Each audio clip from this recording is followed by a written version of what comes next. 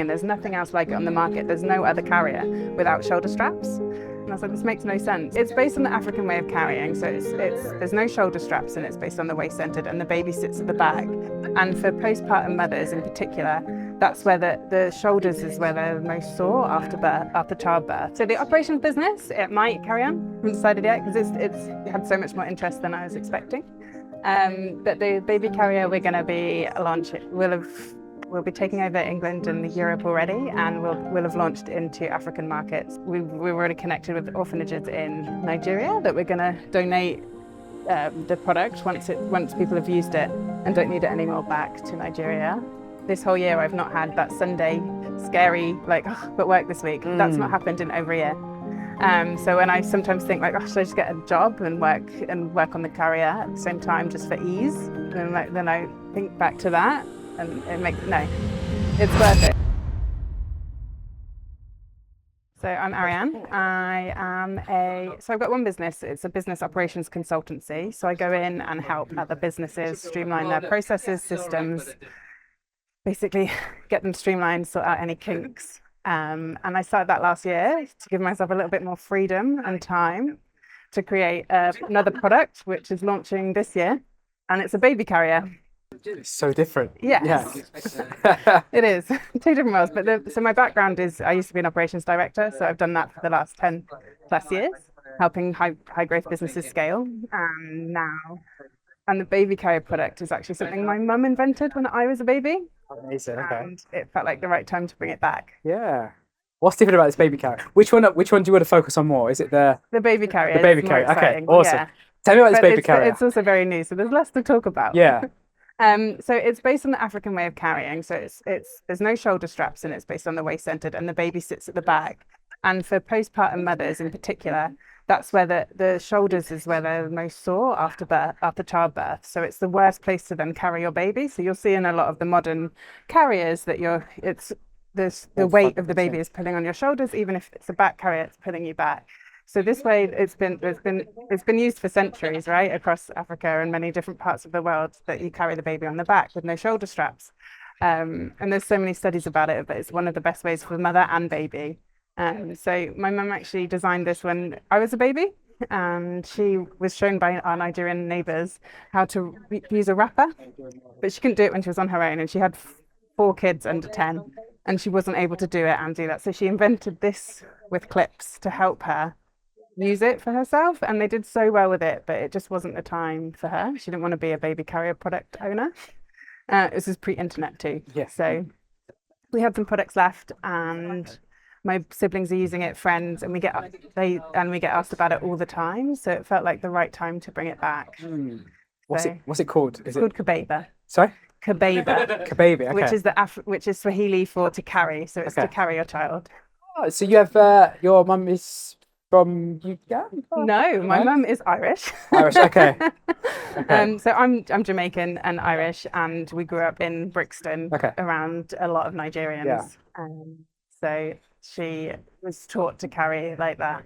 So we do it in Jamaica as well. Fine. Because a lot of our parents are. So our roots are in East Africa. Yeah. So my dad was Ugandan. My mum was born in my mum was born in Uganda. My dad was born in Kenya. Nice. So we have so we speak Gujarati at home, but there's a lot of Swahili words. Okay. So we're quite familiar with Swahili. Yeah. No, awesome. That sounds great. So what made you? At what point were you like, let's take this to the world now? So it was when I was using it with my niece, and I was walking around, and I just got stopped 6 times in 10 minutes. And they were like, where did you get it? Where did you get it? And I was like, oh, there's an interest. And I started looking, and there's nothing else like it on the market. There's no other carrier without shoulder straps. And I was like, this makes no sense. Like especially for a postpartum mother, it's your bones are so subtle and it's painful. I've been looking for something to do that I'm passionate about, and this felt like the right thing. That's lovely. Yeah. That's very nice. How does what your other business translate into this? It's been really helpful because I have been helping startups scale. So for me, the business operations side is where I'm most comfortable. So in order to get this business off the ground, I've been like fortunate enough to for that to be my wheelhouse of tools already. And then backed with my mum, who's got all the product knowledge and the information about carrying and all the research previously that we were able to like top up with today's knowledge.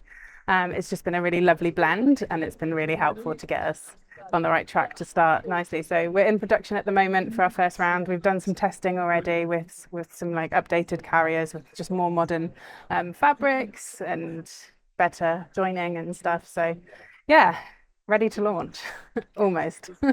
So obviously whilst this is much about the product and the business and whatnot, this is very much about the founders as well. Yeah. So I want to get to know you a little bit more. So Sure. what is it that drives you every day? What makes you get up in the morning? And So I've always been the one that like I love being in the background, doing things, making things happen, making it sparkle and making things great for other people. And I feel like I get to do that now with this product even more. So I think it's just like doing things that matter for other people is it's really exciting for me, and just being able to be involved in everything. I love that. how are you able to balance both your personal life and your business? And is there a balance? Sometimes it's hard, especially doing two businesses at once. But I was saying to someone earlier, so I realized that this whole year I've not had that Sunday scary like but work this week. That's not happened in over a year. So when I sometimes think like, oh, should I just get a job and work on the carrier at the same time just for ease? And then I think back to that, and it's worth it. So yeah, there is longer nights, but it doesn't matter when you're doing something you care about, and you can make up for it and juggle time better. So it's worth it. That's amazing, because I remember those Sunday scaries. Right. And yeah, since running my own business, I've not had them.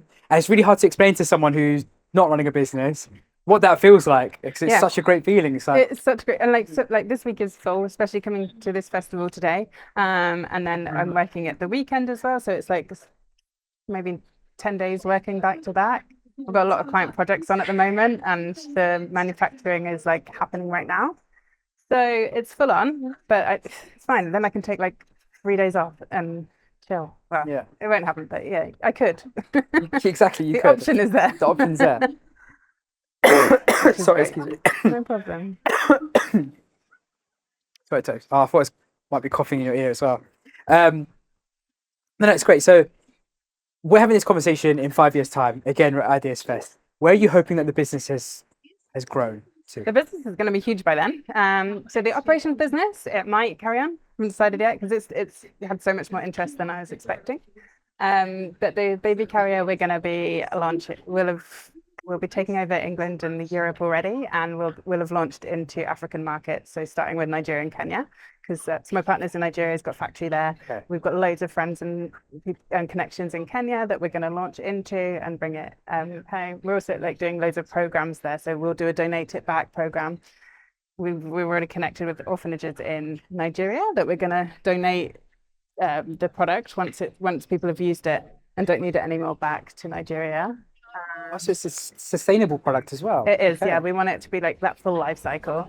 We're also going to do like get women in villages. We're just looking for some partnerships at the moment to create patterns for us for the fabric, and then donate profits back to whoever's created that to help fund female businesses in the countries that we're working with. So we're going to be everywhere, basically, and we're going to be helping. I want to build a brand and a community of mothers and carers.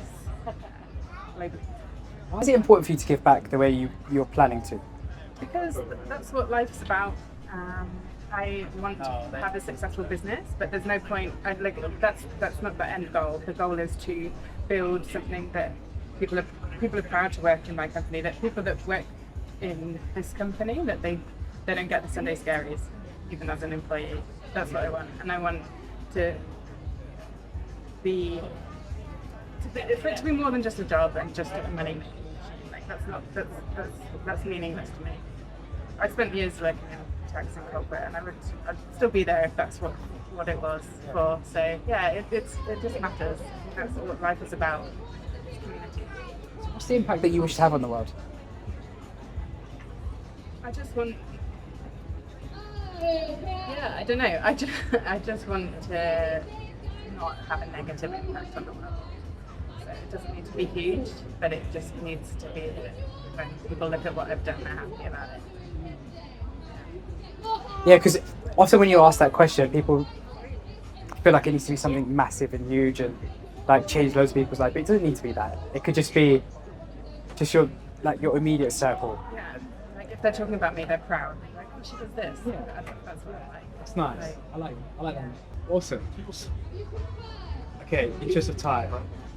Is there anything that I haven't asked that you want me to ask, or is there anything you want to cover? no. Yeah. Yeah. Great. Thank you so much.